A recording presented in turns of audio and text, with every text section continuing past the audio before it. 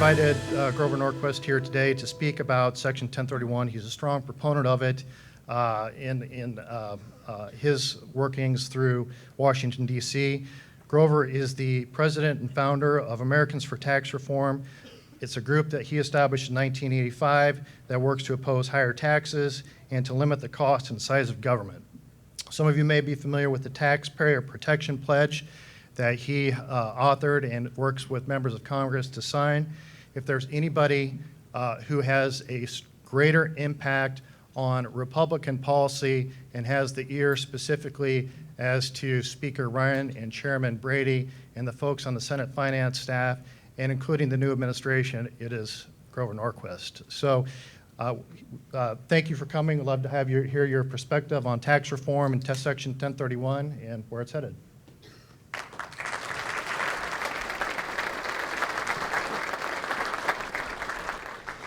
Thank you very much. There is going to be a tax bill. 1031 will be eliminated, altered, or remained based on what you do in the next 3 months. But I want to talk on how we got there. And that kind of explains what is and isn't going to happen. If you watch CNN and the establishment press, you'd say Trump got elected and the world just changed. And some people are happy about that, and some people are going to pieces over the subject. That's not exactly what happened. If you take a look at this map, over the last elections, 2010, 12, 14, 16, last 4 election cycles, the modern Republican Party, a red state, has a Republican governor and a Republican House and a Republican Senate. Iowa just became one of those red states. Half the nation lives in a red state. If the Republicans sit down and agree on something, they can turn their state into Hong Kong or Texas as quickly as they want. There are all of 4 blue states. 4 of the 57 states have a Democratic governor, a Democratic House, and a Democratic Senate. Oregon, California, Hawaii. I'll give you a chance to find the other one. It's Rhode Island, technically a state. There has been a dramatic change in the partisan realignment of the country. The Republicans took the House in '94 and have held it for all but a 4-year period. They took the Senate in '94 and have held it for not as long, but are back in charge of the Senate as well. And we just elected a Republican president who can sign bills. That's what changed. We just elected a Republican president who can sign the bills the House and the Senate put together. Well, what does it matter if the one party is dominant versus the other? Well, 50 years ago, it wouldn't particularly. 50, 60 years ago, the 2 political parties were regional parties. If you were a Republican, all we really know about you is you were born north of the Mason-Dixon line. Democrats were in the South, Republicans were in the North, and you hear a lot today, but that changed during the lifetime of Ronald Reagan. The 2 political parties sorted themselves out in what I consider a very rational way. Do you want the government to be larger and have more control over individuals' lives, or do you want a more limited role of the federal, state, and local governments and more autonomy for individuals in deciding how to run their own lives? And those are rather 2 dramatic, different world views. You will hear people on television say, I remember the good old days of bipartisan compromise. Those people are just telling you how old they are. They remember when all fights were bipartisan because the liberal Republicans and the liberal Democrats would fight the conservative Republicans and the conservative Democrats, and somebody would win, but the whole thing was bipartisan, and the jerseys meant nothing as to how they were going to vote. Did they want bigger government, less government? I don't know. I'm from Kansas. We were with Lincoln in the Civil War, so I'm a Republican. And ditto for the little old lady in Mississippi who agreed with Ronald Reagan on everything and voted for George McGovern because Sherman was unpleasant to Atlanta recently. So now we're sorted out into 2 teams. One wants higher taxes, one wants lower taxes. I run the Taxpayer Protection Pledge. More than 90% of all Republicans at the national level have signed a pledge never to raise taxes, never, never, never. No Democrat has made that commitment. In the past they have, prior to losing the election or switching parties. But we've sorted that out now, and we have a Republican Party that will not raise your taxes and a Democratic Party that will raise your taxes any chance they get a chance to. They'll never vote against tax hike, and they vote against the tax cuts. So when people talk about bipartisan compromise, they're also telling you that they're so old they remember when Richard Nixon and Ted Kennedy could compromise. Richard Nixon wanted the government to get bigger, and Ted Kennedy wanted it to get much bigger. And so they would compromise between bigger and much bigger. And then the next year, they'd decide to go this way, not as big, not that far as Kennedy wanted, but further than Nixon wanted. And then the year after that, they did this, and the year after that, they did this. And after a while, you end up against the wall. We just kept getting the government to get bigger and bigger and bigger. Compromise is when two people agree on what direction and they argue about how quickly you go in that direction. But if one party wants higher taxes and one party wants lower taxes, if one party wants more government spending and one wants less, what in the world would a compromise look like? What are they talking about? If I'm trying to get from Washington, D.C. to California and I pass through Iowa, it's not treason, it's on the way. I compromised, I only got so far. But if I'm trying to get from D.C. to California and my feet are wet and everybody around me speaking French, I'm losing. It's not a compromise, I'm going in the wrong direction. I always love it when press comes and says, Grover, why don't you just agree to a tax increase as part of a compromise? I said, that would be called losing. That would not be a compromise, that would be losing. You ask me, why would you not like to lose, Grover? Okay.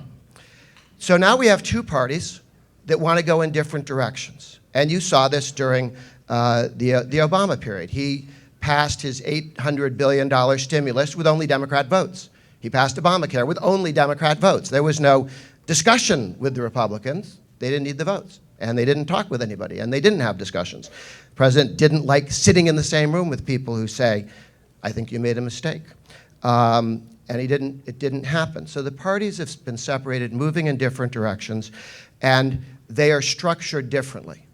So if you want to understand what the Republican Party is going to do and what the Democratic Party is going to do, you have to understand, and we're getting to 1031, you have to understand who is in each one. And I run a meeting in D.C., center-right coalition meeting, put 150 people in a room, a little smaller than this, stadium seating so everybody can see everybody, and people talk 3 minutes each. 30 people present on what they're doing to move the country towards more liberty and away from statism.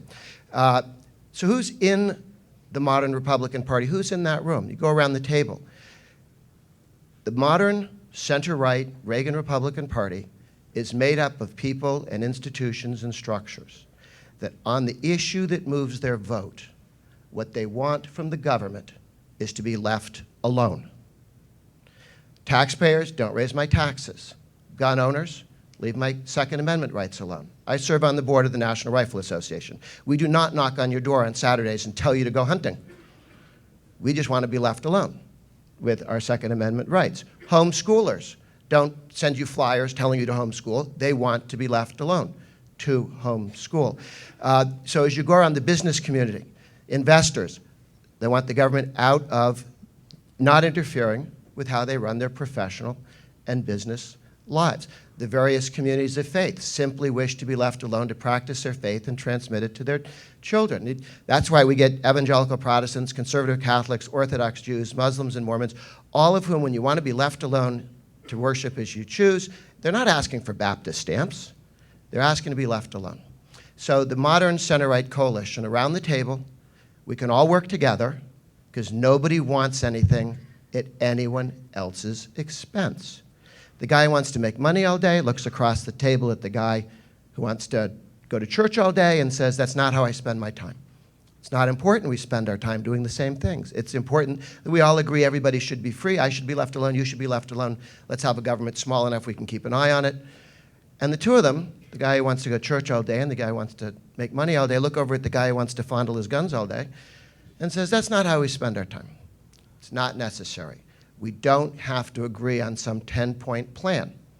We simply have to agree that the government should be limited and we should each be free to live our lives in different ways. I got a call when Hillary Clinton was running for Senate back in 2000 because she had said in her listening tour in upstate New York, what us progressives should do, progressive is what you move to after you drive liberal into the ground, what us progressives should, which is what they came up with after progressive had been driven into the ground in the 50s, for some may remember that. What us progressives need to do is have one of those meetings like Grover has in DC. And New York paper called and said, what do you think of that? And I said, well, I walked through how the center-right Reagan Republican coalition works and why it's not at war all the time. Because people may have different things they focus on, but they want the same relationship with the government. Okay, leave me alone. And then they said, so who would sit around Hillary's table, the Democratic Party table, Hillary's table up until Obama stole it. But you have the big city political machines, the two wings of the welfare movement, people who are locked into welfare dependency, people who make $90,000 a year, managing the dependency of other people, making sure they don't get jobs and become Republicans. You have the, it's expensive, it's hard work. Some of them sneak out and get jobs anyway. You have organized labor with about $7–8 billion in forced union dues to play with.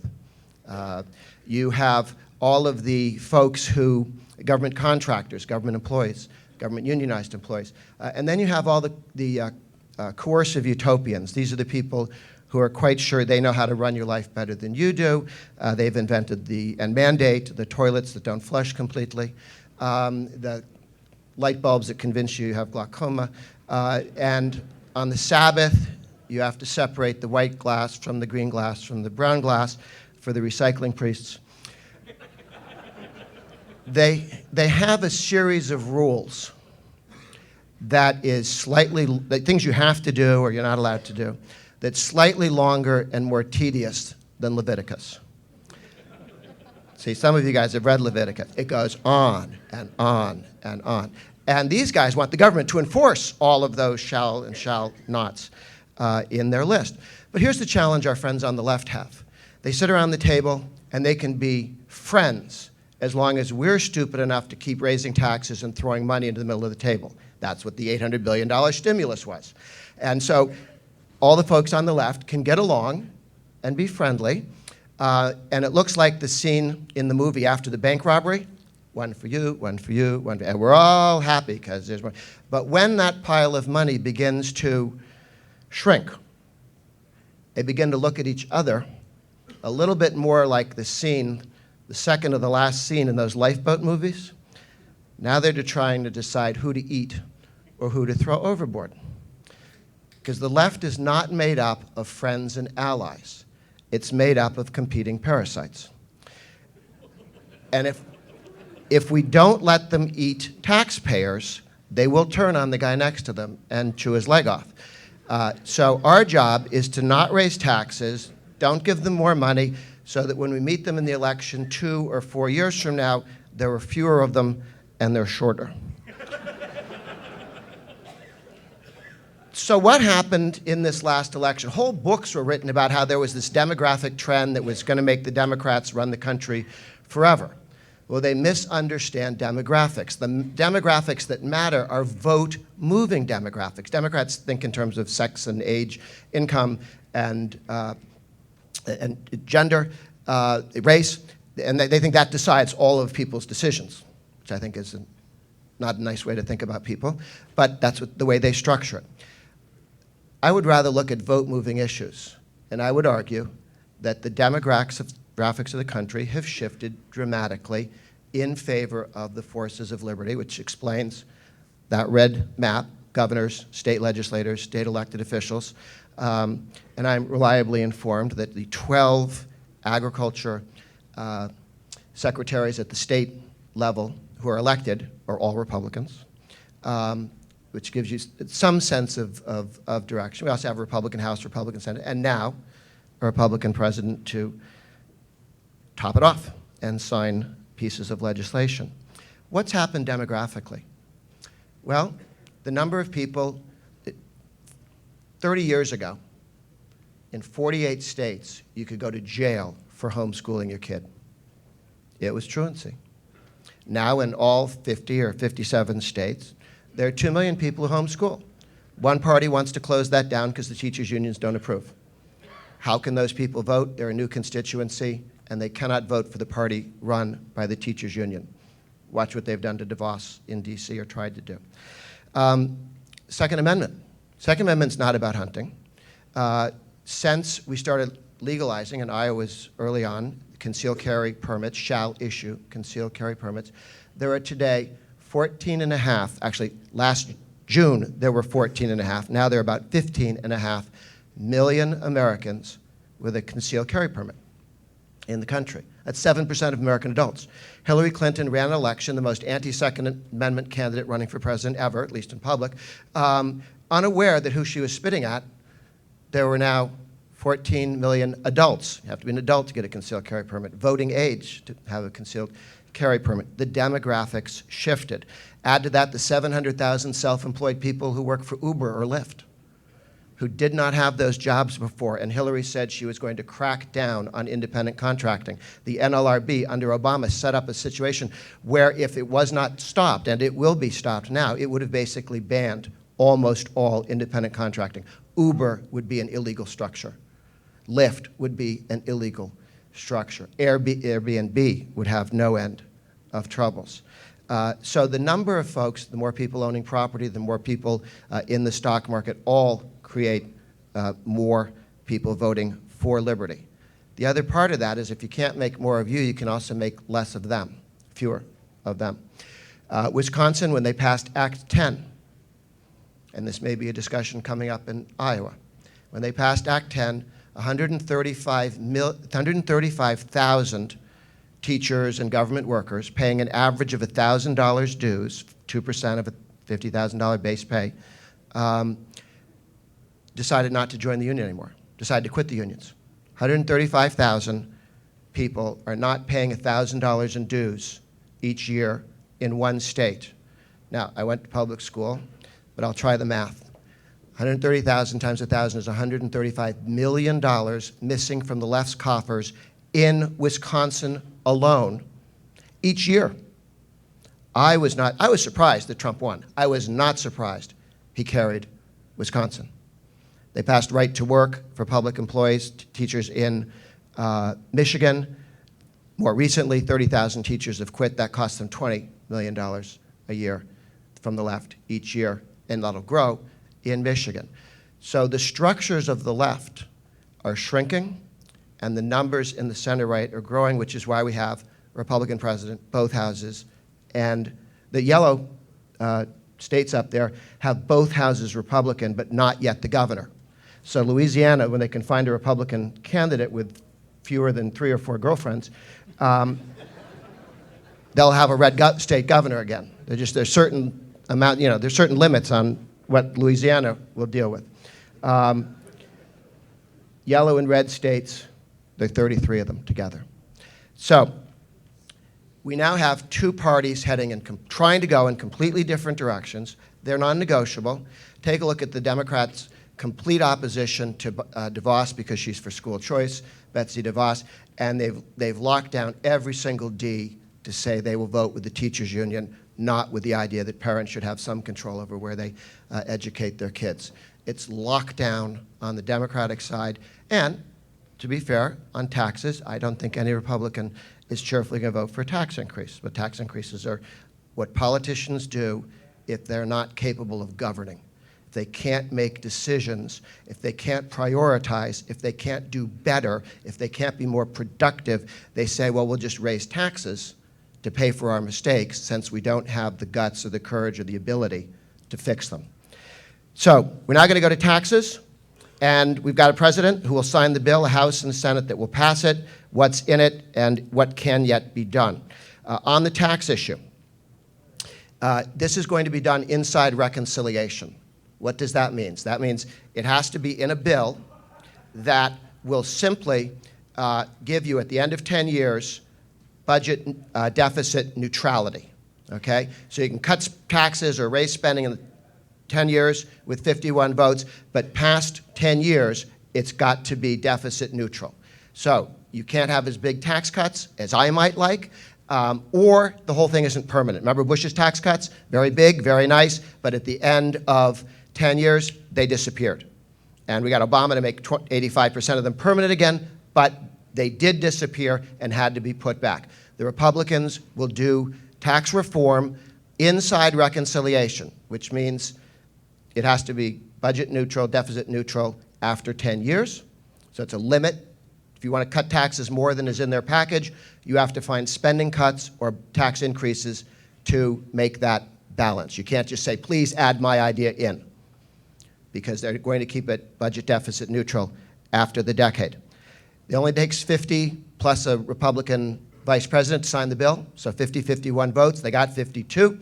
The House is all set, and here is what the package looks like today. These are the things that have been decided, and then we get to 1031 and some of the issues that are up for grabs and yet to be focused on.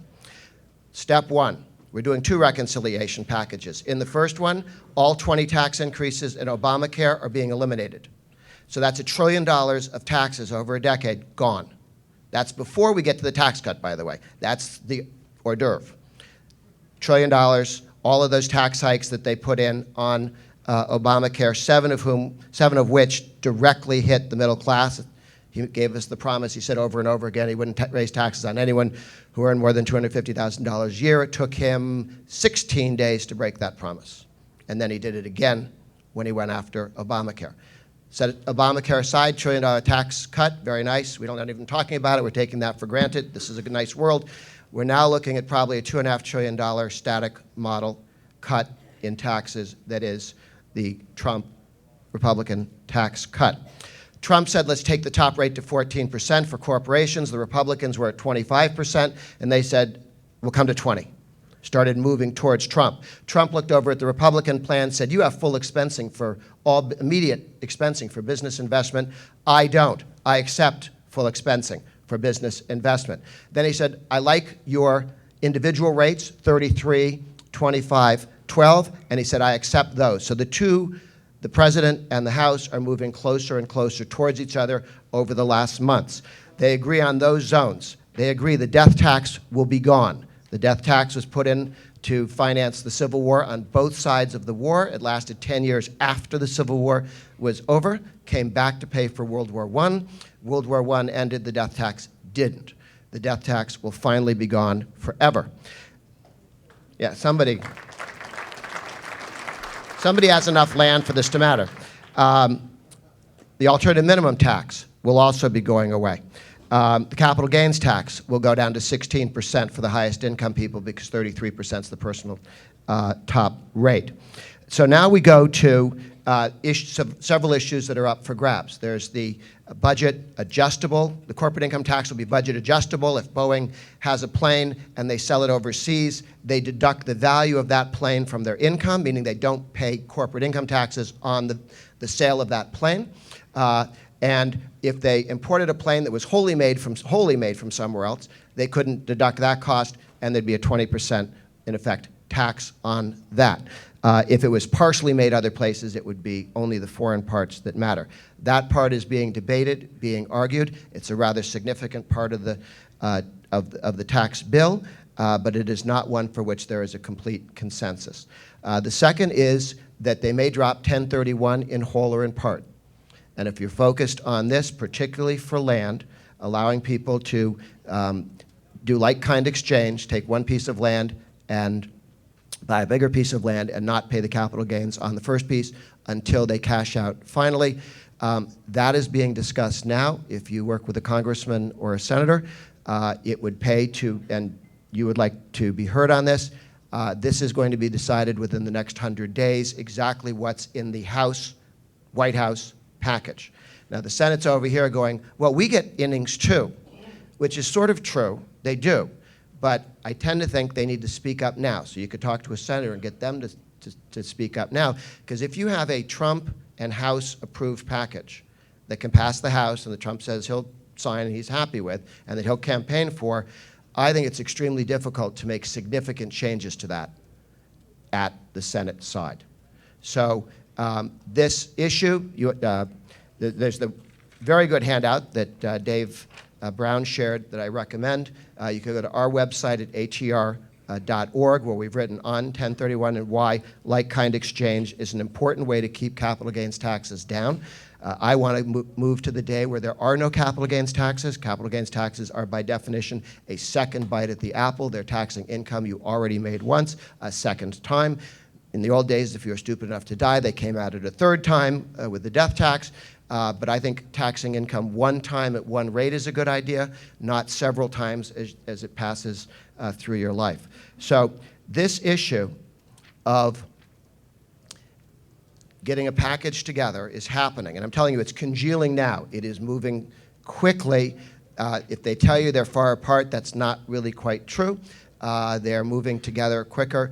For 1031 to get a more serious hearing, and I've talked to people and made the case, and you do get the argument, yes, we're looking at that. But right now, it was not in the package that Camp put together a couple of years ago, and it's not clearly in the Republican blueprint. So it's up for grabs, it's a jump ball, and I would urge people to weigh in on that. Dave Fernasiak has been leading a lot of the fight in DC, and I've been working with him through some of the structures that you support. Questions, thoughts, arguments? With repeal of the death tax, what's the conversation regarding basis, stepped-up basis versus carryover basis? Very good question, not completely decided. My sense is that they'll probably, you don't pay the tax until you, since we're taking the capital gains tax down, it could go, the answer is it could go either way at this point. There will be no tax at death. Capital gains may continue to accumulate until one of your heirs sells the property and you do pay capital gains. There are going to be 4 tax cuts this year. The answer is I don't know for sure. It's a very good question. Nag your senator about it. And 2, 1, the $1 trillion tax cut that is abolishing the ACA Obamacare. The $2.5 trillion, but with strong economic growth, revenue neutral, at least as they draw the baseline cleverly, tax reform, tax cut. Third, in 2 years, Senator Hatch of Utah has some tax plans. He wants to integrate corporate and individual, which I think is extremely important and a good idea. That will happen in 2 years, and so there'll be a second tax then. It'll be the Hatch tax cut. And fourth, you heard it here first, sometime this year, the President or the Secretary of Treasury actually will ink a document which says we define for purposes of capital gains taxes, which he can legally do, the basis for capital gains as not historical cost, but historic cost plus inflation. To take out of the capital gains the part of capital gains that is inflation. This legal structure was put together by Chuck Cooper, and he's made the case. Chuck Cooper is one of 2 people in line right now to be Solicitor General. Either way, when they say, should we do that, and they go to Chuck Cooper, he'll say, I think it's a brilliant idea, and hand him a rather thick paper. Watch for that. It doesn't need an offset. You can do it by executive order. We're going to leave it on the desk, and someday Trump's going to get bored in the morning, and you'll read about it. Constance, over there. Yeah, you mentioned some of the things that are going to be getting lowered or going down, but are there anything like mortgage interest or business interest deductions that'll be put back? Yes. Right now, mortgage interest, I don't think so, but our friends, because they're going to full expensing, they're offsetting that by not making interest deducted. I don't think that's a necessary trade-off, but they do. One more over there. What's the future of cost accounting? Is that on the table where you can, LIFO, FIFO? well, not accrual tax basis, but on a cash basis? So if I'm a farmer and I'm not going to sell until January, but I could sell it if I had to on December, I'm not going to count it as income until I have not heard anybody arguing that that's changing, but I don't know for a fact that it's not in the running. If you've got a project that doesn't, quote unquote, cost a lot of money, there is space in this bus before it leaves the station. If it costs a whole bunch of money, or you want to push somebody out of what I just outlined of things that they've committed to, then I think it's less likely, and I would focus on getting things that didn't get in this package, or things that you think are a problem in this package, on the package 2 years from now with Hatch. I have a question right here. Hi, thank you. Your agenda to me is, as an investor, is both the most achievable of the stuff that we've heard, and also the most impactful. My question is, with the impactful. My question is, with the fight a day plan that we're on right now, one day it's Obamacare we're going to fight, one day Dodd-Frank, one day Wall, one day Australians, one day. What are the odds that what you're saying is going to get diluted down to nothing or not get accomplished in favor of some of this other garbage? Good news. The question is, there's some big picture items that the modern Republican Party, including Trump, have laid out. We're going to abolish Obamacare. We're going to block grant Medicaid out to the states to cover everybody who is on Medicaid, but each state is going to be responsible for competently doing it. That's a huge project line, okay? We're going to have this significant pro-growth tax cut. This will take us to 4% growth. We've been at 2 since Obama was in charge. We had 4 under Reagan. Give you a sense of what the difference is. If Obama's economy had grown from the bottom of his recession like Reagan's did, we'd have 12 million more Americans at work. That's why the country's grumpy. There are 12 million missing jobs when you grow at 2% instead of 13% for that many years. So there are huge things they're doing. Don't get distracted by the shiny things. Trump is throwing out shiny things. Some people think it's because he's brilliant and he's cleverly distracting people. Some think it's because he throws out shiny things. And you're just going to have to learn to live with that while we cut taxes and fix health care and do the deregulation agenda. The deregulatory agenda is phenomenally important. There are hundreds of billions of dollars of costs imposed on the business community, on individual lives, that they're busy undoing. I know people are focused on the Supreme Court appointee, who's a fine gentleman, very nice. And I had the privilege of meeting with the president and 10 people 2 days ago on just that topic about how swell he was and how Schwarzenegger's no good in that job. So while we were focused on that, you are looking at a guy who throws out stuff that distracts the other team. Is it a clever strategy? I don't know. Does it distract the other team? And what has the left been able to focus on in the last 10 days? They haven't been able to keep a story going of anything he's doing for 4 days. Okay, maybe he's being clever. Anyway, it's working on that. I was disappointed about the fight with Australia. I've always wanted to visit Australia. I think there's people that would like to send you to Australia. Yes. Well, I decided I wanted to go to see Australia after I saw The Sound of Music. So I said, this looks interesting. Will this distract, before he started being funny, will this distract us from the other? No, because every day that the press is chasing after fairy dust, the House is having committee meetings, and the Senate's having meetings, and the Senate is approving guys and judges and all this stuff, and the House is moving forward. And this tax bill has been being written by the House of Representatives for 5 years. There is a great deal of thought. It may seem flip when the president goes, I'm in on that, but he's working on stuff that literally for years and years, bunches of serious grown-ups have been working on and putting it through and making these decisions. The door is 1031 and some of these other issues that have come up. Door's not closed, but it is closing to weigh in. Grover, I can tell you're very passionate about what you do. Also, you can't say that we don't offer a wide range of perspectives here.